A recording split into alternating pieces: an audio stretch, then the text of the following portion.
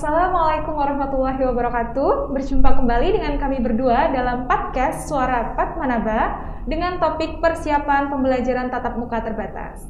Nah, pada kesempatan kali ini, kalau tadi kita sudah mengundang dua narasumber dari Wakil Kepala Sekolah, saat ini sudah ada di studio Bu Tuta. Siapa saja mereka?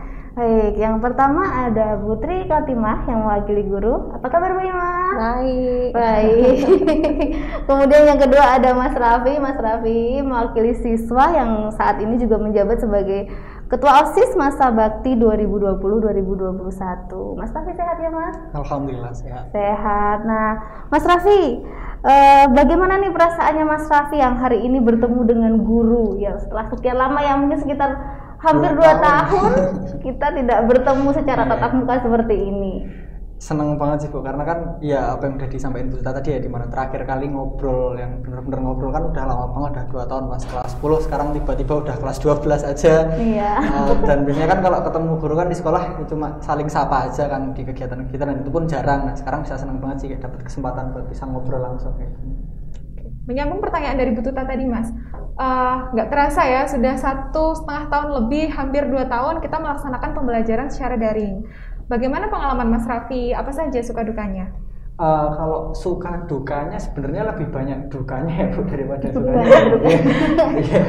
Kalau misalkan sukanya mungkin dari sukanya sendiri kan nggak secapek kalau ini ya, pembelajaran daring kan nggak secapek kalau pembelajaran luring, di mana bangun pagi nggak harus mandi, misalnya kayak bangun jam berapa aja mepet sama jam jimit pertama kan juga nggak apa-apa gitu kan. Itu kan lebih jimit gitu. Nah, kalau misalkan offline kan bener-bener yang harus dari pagi sampai sore lanjut kegiatan, nah mungkin lebih nggak capek. Cuma ya dukanya mungkin dari pembelajaran jadi nggak maksimal, dimana kita juga harus cari tambahan-tambahan materi dari luar lagi gitu sih. Oh iya, benar sekali. Ya baik, tadi Mas Raffi juga sudah menyampaikan duka-dukanya aja. Banyak dukanya. Nah, apakah ini dari guru juga banyak dukanya Bu Ima? Nah ini kalau pembelajaran daring pertamanya mungkin kita berfase ya, bertahap, berproses. Ketika awal dulu pandemi kita harus belajar cepat untuk bisa menyesuaikan diri. Nah sekarang kita mau ini ya bersiap dan mau ketemu lagi dengan siswa juga, ini tantangan lagi gitu ya. Jadi ada semacam kita harus tanggap segala situasi gitu. Ke Mas Raffi nih, Mas Raffi mewakili teman-teman juga ya. Sering nggak sih dicurhatin teman-teman tentang permasalahan pembelajaran daring? Keluhan teman-teman tuh paling banyak tentang apa Mas?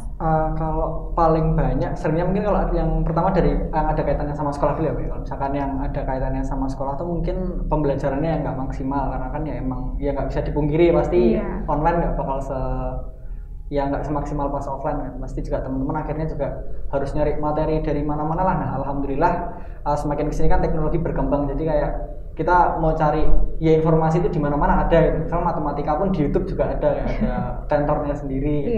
Jadi perlu tambahan-tambahan kayak gitu. Nah tapi kalau di luar itu yang jelas mungkin psikis dari teman-teman juga kena sih. Kalau misalkan istilahnya bahasa sekarang tuh anak-anak kan kena mental.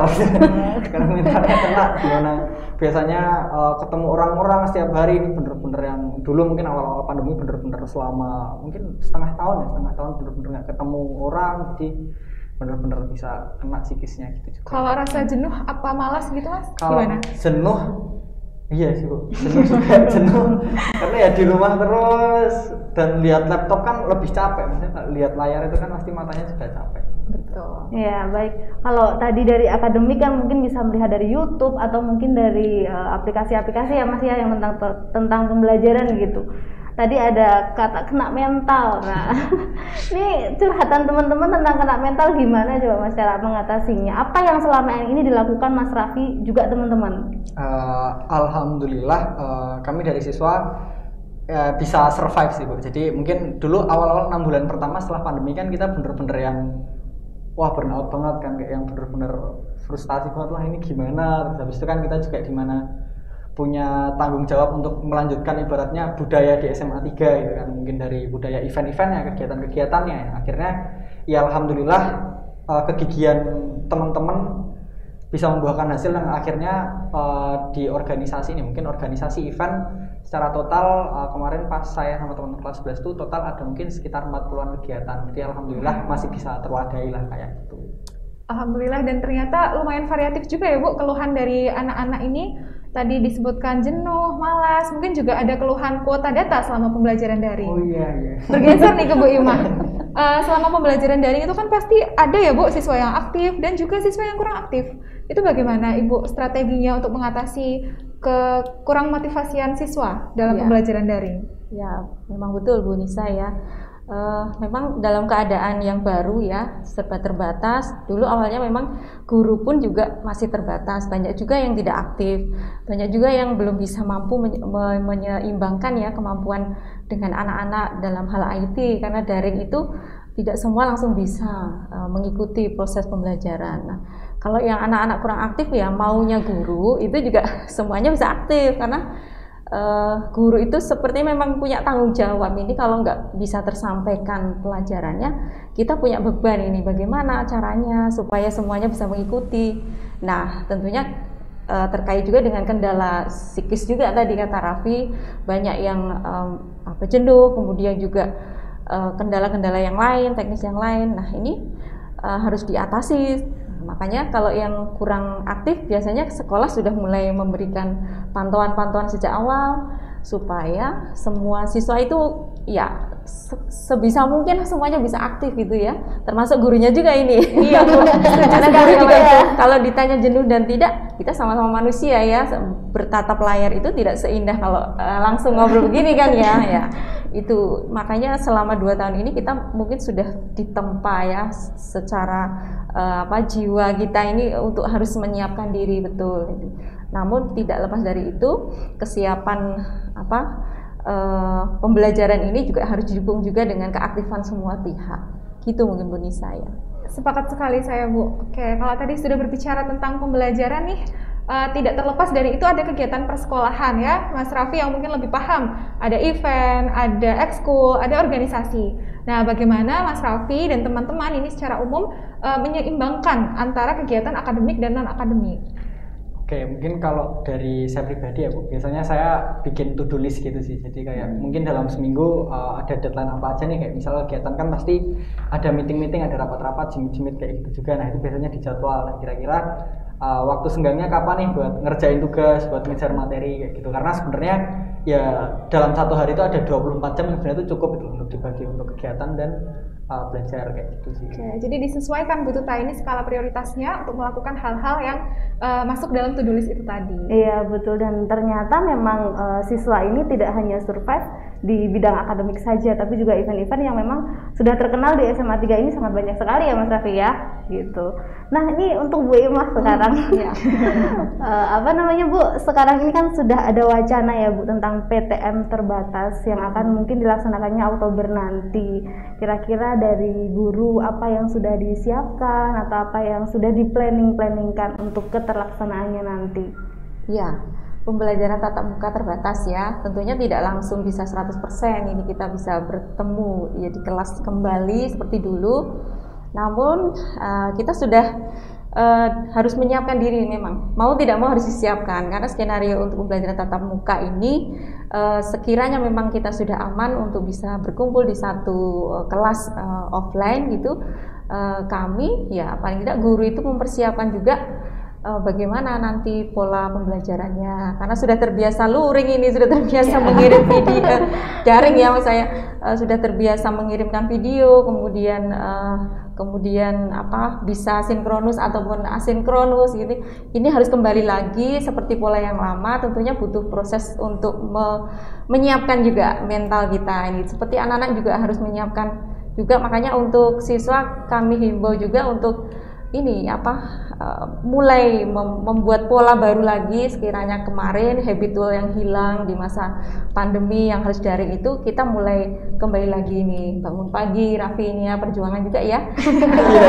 Kita harus ke sekolah juga, bergelut dengan transportasi yang mungkin nanti kita harus siap di jam yang ditentukan harus berkumpul di satu tempat. Ya, persiapan harus ada dan kita harus menyiapkan dua-duanya gitu. Sekiranya masih daring ya mari lanjut lagi dengan pola yang kemarin. kalau misalnya sudah harus bertemu dan sudah aman gitu, kita terapkan pola yang baru gitu, Bu Tuta. Kalau dari sisi siswa nih Bu Tuta, Ya. kita lihat bagaimana persiapan atau planningnya Mas Raffi dan teman-teman nanti setelah PTM terbatas itu mau bagaimana?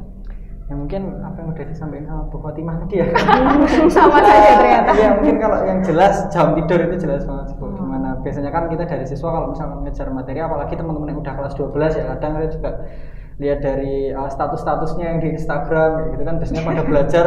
Ya saya juga kalau belajar kan kadang ngejar materi itu sampai jam 2 pagi, jam 1 pagi. Matematika ya Bu Tuta? Mantap ya. Dan itu bisa dibilang mungkin hampir setiap hari sih Bu. Jadi emang benar-benar ngejar materi. Apalagi yang saya kan juga termasuk orang yang lintas jurusan ya, dari mau ngambil jurusan IPS. Jadi emang banyak banget materi yang perlu dikejar. Nah mungkin ketika nantinya pembelajaran tatap muka ini akan dimulai, udah mulai ngubah pola tidur sih. Jadi yang biasanya tidur jam 2, jam 3 udah mungkin jam 11, jam 10 kayak gitu, biar bisa bangun pagi. Iya, baik. Tadi kan itu bidang akademik ya Mas ya. Non akademiknya, misalkan event-eventnya juga apa persiapan yang sudah dilakukan Mas Raffi dan juga timnya? Kalau misalkan persiapan sebenarnya nggak ada persiapan khusus ya Bu, karena sebenarnya kalau misalkan ngobrol-ngobrol sama teman-teman dari yang adik kelas, karena kan sekarang juga event udah di-handle sama yang kelas 11 nih.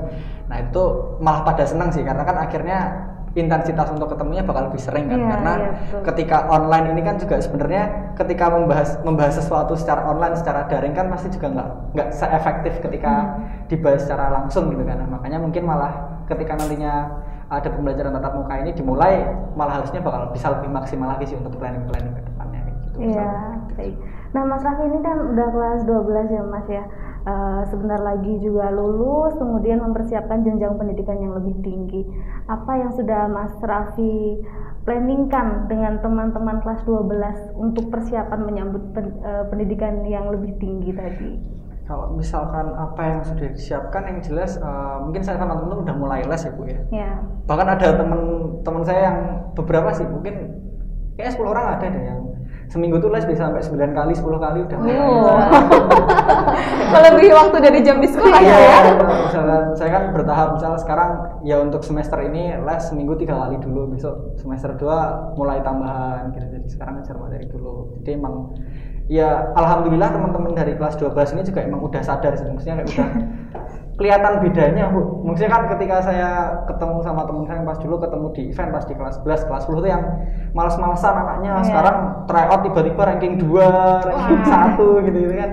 Wah ternyata emang ya siswa SMA 3 tuh kalau misalkan emang udah target itu biasanya emang pada serius-serius semua kayak. Iya, memang sudah ada berpolanya ya dari kelas 10, 11 dan juga 12. Bergeser nih ke Bu Imah. Ya. Dalam persiapan pembelajaran tatap muka terbatas itu kan tentu harus ada koordinasi ya Bu, tak terkecuali dari orang tua.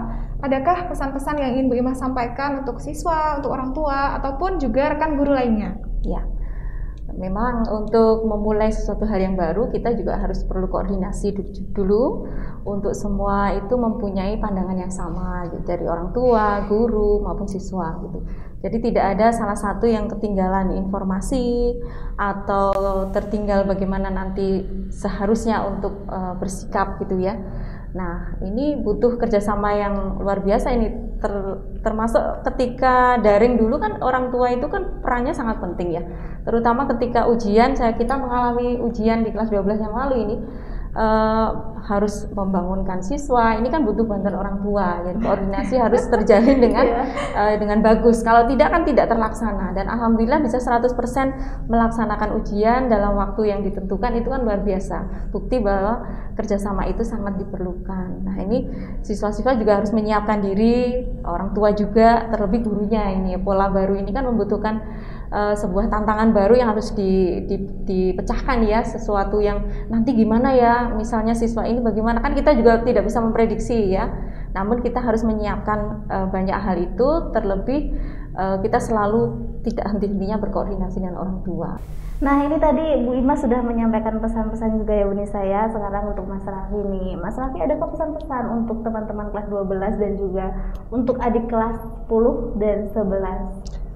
Oke, mungkin pesan buat teman-teman yang kelas 12 dulu ya Pak, yang 4.777. Pokoknya kita harus terus semangat sih, kita harus tetap semangat, karena kalau kelas 12 ini kita membahasnya tentang konsistensi sih, dimana belajar itu kan pasti ada titik jenuh kan. Gimana caranya kita bisa bisa survive lah dari jenuhnya, dan karena kalau udah kelas 12 itu belajarnya udah bukan tentang berbicara tentang kayak seberapa kencang kita berlari, tapi ya gimana caranya kita bisa konsisten, kita belajar terus sampai akhirnya ya kita bisa tembus di PTN impian kita masing-masing kayak gitu. Nah, terus kalau untuk yang kelas 11 dan kelas 10 Fatmanaba 78 dan 79,